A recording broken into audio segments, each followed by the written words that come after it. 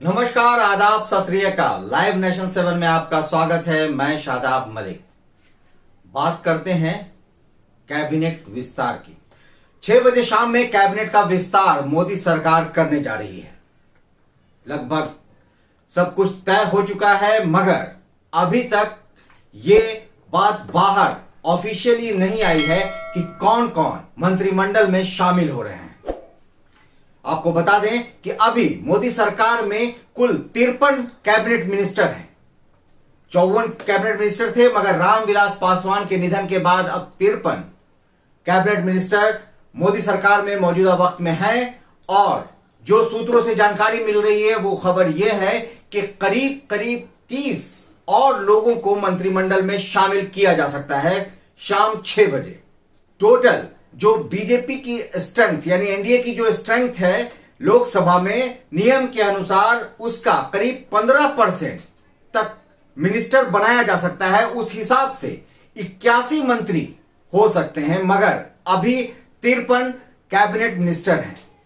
अब बात करते हैं कि आखिर कौन कौन शामिल हो सकता है कैबिनेट मिनिस्टर में बिहार से, क्योंकि बिहार की बात मैं इसलिए कर रहा हूं कि मुख्यमंत्री नीतीश कुमार हाल ही में आंख बनवाने के लिए दिल्ली गए हुए थे और उन्होंने आंखों का ऑपरेशन दिल्ली एम्स में करवाया है। दिल्ली से आने से पहले तक मुख्यमंत्री नीतीश कुमार से जब बात होती थी तो बहरहाल ये बात समझ में आती थी कि जदयू की दावेदारी मंत्रिमंडल में शामिल होने की अब हो रही है। जैसा कि जब नीतीश कुमार को पहले मंत्रिमंडल में शामिल होने की बात थी, तब मंत्रिमंडल में नीतीश कुमार इसलिए शामिल नहीं हुए थे क्योंकि उनके 16 सांसद केंद्र में सरकार में शामिल हैं और वो उसी अनुपात में मंत्रिमंडल में जगह चाह रहे थे, मगर उन्हें तब वो जगह नहीं मिली थी। और यही वजह था कि मुख्यमंत्री नीतीश कुमार मंत्रिमंडल में शामिल नहीं हुए थे। इस बार जब कैबिनेट का विस्तार होने जा रहा है तो मुख्यमंत्री नीतीश कुमार की दावेदारी यानी जदयू की दावेदारी मंत्रिमंडल में बढ़ गई है। अब मुख्यमंत्री नीतीश कुमार, जो कि बिहार में तीसरे नंबर की पार्टी होते हुए भी बिहार के सत्ता पर काबिज है नीतीश कुमार, तो जाहिर सी बात है कि कोई आसान काम नहीं है कि जो पार्टी बिहार में तीसरे नंबर पर हो उसका मुखिया उस सूबे का मुखिया बना हुआ है। तो जाहिर है नीतीश कुमार भी रणनीति बनाने में, रणनीति की चाल चलने में उनकी भी कोई सानी नहीं है। तो ऐसे में अभी ये कहना बहुत जल्दबाजी होगी कि क्या होगा, मगर इतना जो सूत्रों से समझ में आ रही है बात, सूत्रों से मिल रही है खबर, वो ये है कि मुख्यमंत्री नीतीश कुमार की पार्टी जदयू से 2 कैबिनेट मिनिस्टर बनाए जा सकते हैं, जिसमें आरसीपी सिंह का नाम और ललन सिंह का नाम सबसे आगे चल रहा है। और आरसीपी सिंह भी, जो कि जदयू के राष्ट्रीय अध्यक्ष हैं, उनकी भी दावेदारी कैबिनेट मिनिस्टर के लिए बनी हुई है। लेकिन जब मुख्यमंत्री नीतीश कुमार से मीडिया ने सवाल पूछे तो मुख्यमंत्री नीतीश कुमार ने आरसीपी सिंह पर बात टालते हुए 6 जुलाई को यह कह दिया कि ये तो जदयू के राष्ट्रीय अध्यक्ष आरसीपी सिंह ही बताएंगे कि मंत्रिमंडल में जदयू किस रूप में शामिल होगा।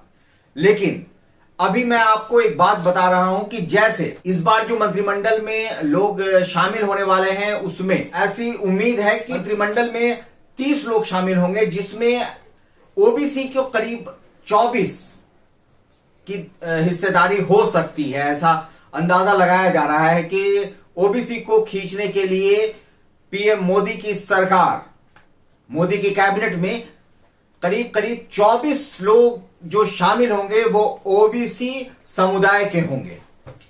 अब महिलाओं की भी भागीदारी की खबर मिल रही है कि महिलाओं की भी अधिक से अधिक भागीदारी होगी। और एक बात जो सबसे अहम है वो ये है कि इस बार की कैबिनेट विस्तार में युवाओं पर मोदी सरकार पूरी तरह तवज्जो देगी। तो अब यह देखना है कि युवा में किन्हें किन्हें शामिल किया जाता है।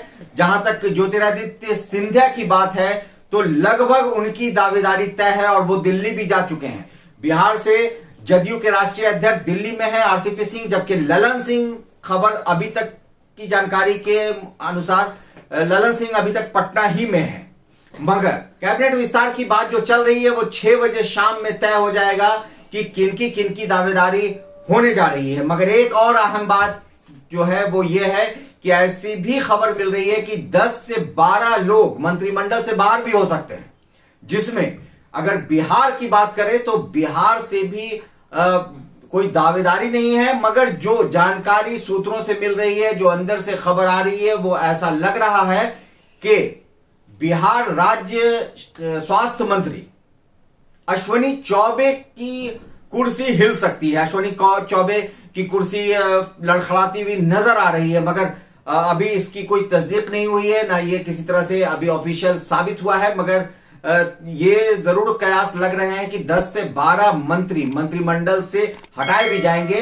अब एक एक मंत्री पर कई कई विभागों का भार है और जाहिर सी बात है कि अब मंत्रिमंडल का जब विस्तार होगा तो लोड भी मंत्रियों पर कम होगा और शायद ये भी एक मोदी सरकार की रणनीति हो कि इससे ज्यादा काम भी होगा। मगर पिछले बार जो सरकार बनी थी वो 2019 में, उसके बाद से कोई भी कैबिनेट का विस्तार नहीं हुआ था और अब 6 बजे शाम में जो ये कैबिनेट का विस्तार 7 जुलाई को होने जा रहा है, इसमें एक और अहम बात जो इसमें लगता है कि पीएम मोदी की सरकार ध्यान देगी वो ये है कि 2024 में जो लोकसभा का चुनाव होना है उससे पहले सारे राज्यों को अगर मिलाकर देखें तो करीब 16 राज्य के विधानसभा चुनाव इस बीच में होंगे।